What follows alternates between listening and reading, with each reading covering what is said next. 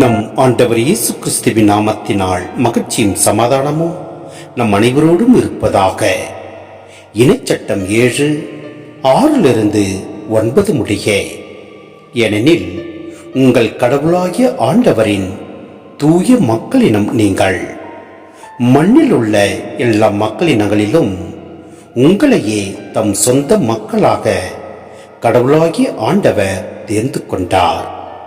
எல்லா மக்களிலும் நீங்கள் திரளானவர்கள் என்பதற்காக ஆண்டவர் உங்கள் மீது அன்பு கொண்டு உங்களை தேர்ந்து கொள்ளவில்லை. உண்மையில் எல்லா மக்களிலும் நீங்கள் சொற்பமானவர்களே.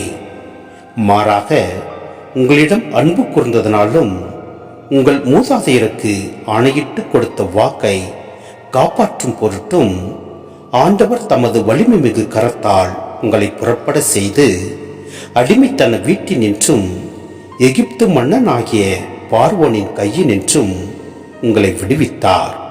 எனவே உங்கள் கடவுளாகிய ஆண்டவரே கடவுள் எனவும் அவரே உண்மையான இறைவன் எனவும் அறிந்து கொள்ளுங்கள்.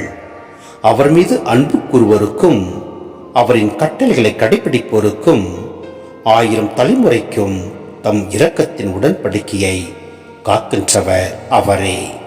சிந்தனை: நாம் எல்லா மக்களிலும் மிக மிக சொற்பமானவர்களே. இருப்பினும் நம் ஆண்டவர் நம்மை தேர்ந்தெடுத்துள்ளார். அவரது உள்ளங்கையில் நம்மை பொறித்து வைத்துள்ளார்.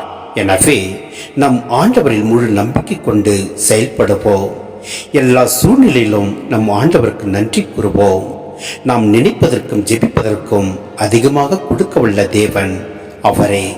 எனவே நாம் ஒருவருக்கொருவர் அன்பு செய்து அவர் விட்டு சென்ற அந்த சமாதானத்தை அனைவரோடும் பகிர்ந்து கொள்வோம். அப்பொழுது நம் ஆண்டவர் நம்மை எல்லா சூழ்நிலும் காத்து நிலை வாழ்வுக்கு அழைத்து செல்வார், ஆசீர்வதிப்பார். ஆமேன்.